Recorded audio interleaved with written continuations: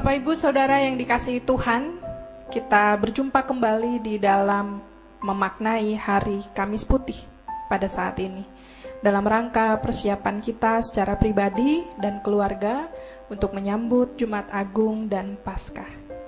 Bapak Ibu Saudara yang dikasihi Tuhan, dipersilakan untuk membaca sejenak Yohanes 13 ayat 12 hingga 17.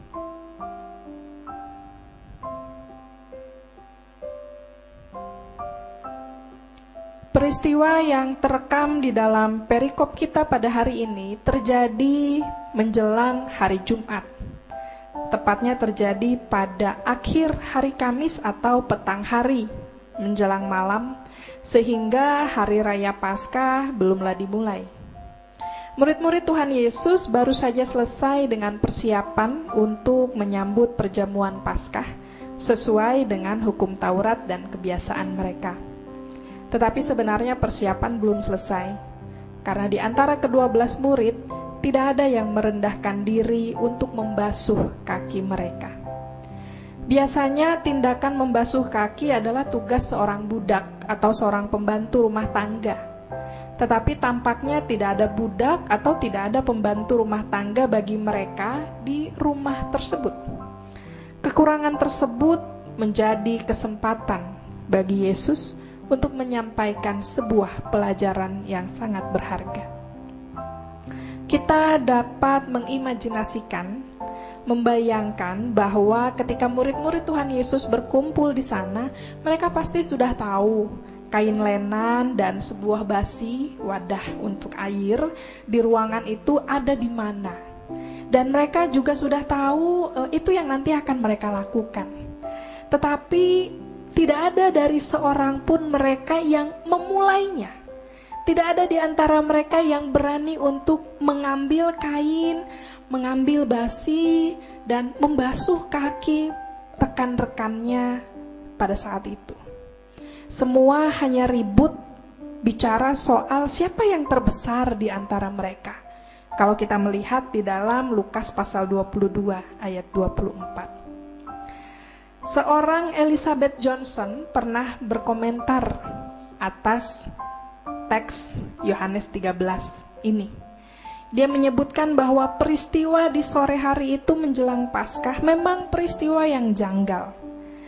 Janggal apa yang dilakukan oleh Yesus yang adalah seorang guru, sementara ada 12 murid lainnya yang sebenarnya lebih pantas untuk melakukan pembasuhan.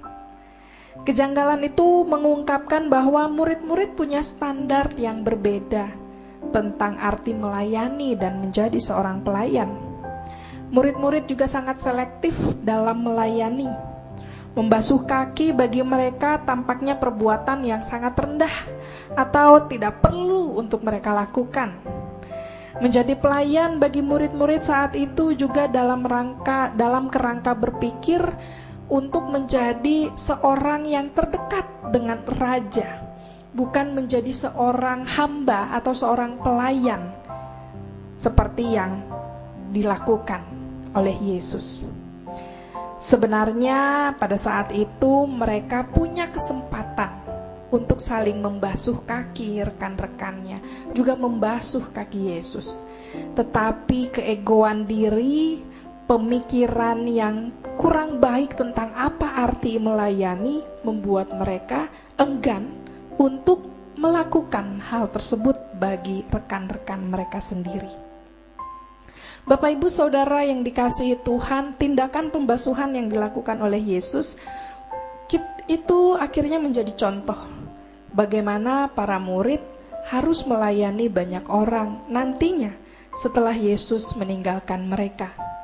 Pembasuhan kaki yang dilakukan oleh Yesus menjadi bukti cinta kasih-Nya dan juga pelajaran bagi mereka agar memiliki pemahaman yang benar tentang menjadi seorang pelayan untuk melayani dengan kasih. Bapak Ibu Saudara, inilah realitas yang terjadi di dalam keseharian kita. Kita cenderung berpikir kalau kita melayani, kalau kita memberi, berarti kita lebih rendah dibandingkan yang lain. Kalau kita melayani, kalau kita memberikan hal yang mestinya orang lain bisa lebih berikan daripada yang kita berikan, kita memandang, itu mah tidak ada gunanya, itu mah tidak berharga. Kita berpikir bahwa apa yang harusnya kita berikan itu sesuatu yang besar-besar. Tidak ada hal kecil yang bisa kita lakukan atau kita berikan. Kita berpikir bahwa kalau melayani juga harus melayani yang besar. Kalau melayani yang kecil-kecil, yang ece-ece, tidak ada artinya. Kalau kita masih berpikir seperti itu, kita masih keliru menilai artinya pelayanan. Melayani dengan tulus, melayani dengan sungguh, melayani tanpa ada rasa ingin dilayani, melayani karena sudah lebih dulu dilayani oleh Kristus. Kita saat ini dipanggil untuk merefleksikan arti melayani, bahwa kita sudah melayani dalam keluarga, kita sudah melayani Kristus dengan apa yang Tuhan berikan kepada kita dengan talenta-talentanya, dengan segala tanggung jawab tugas yang sudah dipercayakan kepada kita. Tidak perlu ada pemikiran siapa yang terbesar, siapa yang terkecil. Tidak perlu ada pemikiran berapa yang akan didapat dengan pelayanan yang seperti ini. Tidak perlu ada pemikiran apa penghargaannya nanti yang akan diberikan, akan diterima oleh kita atau oleh saya ketika sudah melakukan pelayanan ini. Tidak perlu, karena melayani harus datang dari hati, harus dengan ketulusan, harus dengan kerelaan, mau berkorban.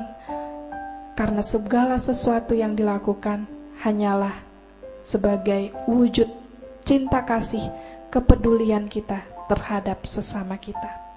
Selamat mempersiapkan diri untuk menyambut Jumat Agung dan Paskah. Tetaplah berdoa, tetaplah memiliki semangat untuk terus dapat saling melayani, baik di dalam hidup rumah tangga, dalam gereja, maupun di dalam pekerjaan dan juga sekolah, dimanapun kita berada. Tuhan Yesus memberkati kita semua. Amin. Mari kita berdoa. Saat ini kami datang kepadamu ya Tuhan, menaikkan segala doa dan pengharapan kami, ucapan syukur kami atas kasih karunia yang Tuhan sudah hadirkan bagi kami, di mana kami terus dapat menikmati hari yang baru bersama dengan Tuhan, bersama dengan keluarga.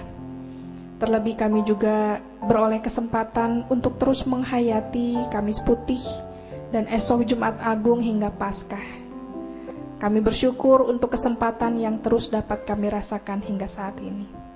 Kiranya firman-Mu hari ini boleh semakin mengingatkan kami untuk terus memiliki kerendahan hati, ketulusan, keberserahan diri, dan rela berkorban di dalam melayani. Mampukan kami Tuhan untuk dapat melayani Engkau dengan apa yang sudah Tuhan berikan kepada kami, baik talenta, berkat yang sudah Tuhan curahkan bagi kami. Kami datang kepadamu berserah diri, memohon agar segala kesulitan yang tengah kami hadapi dapat berlalu, di mana situasi corona ini sudah membuat kami tidak berdaya, tidak dapat beraktivitas seperti biasanya. Kami mohon Tuhan agar kami kembali dapat melanjutkan aktivitas kami seperti sedia kala. Berkati para tim medis yang tengah berjuang, berupaya. Berkati juga para korban yang saat ini tengah merasakan sakit, agar mereka boleh dipulihkan, kembali berkumpul bersama dengan keluarga mereka. Berkati keluarga yang ditinggalkan, agar mereka juga boleh dikuatkan.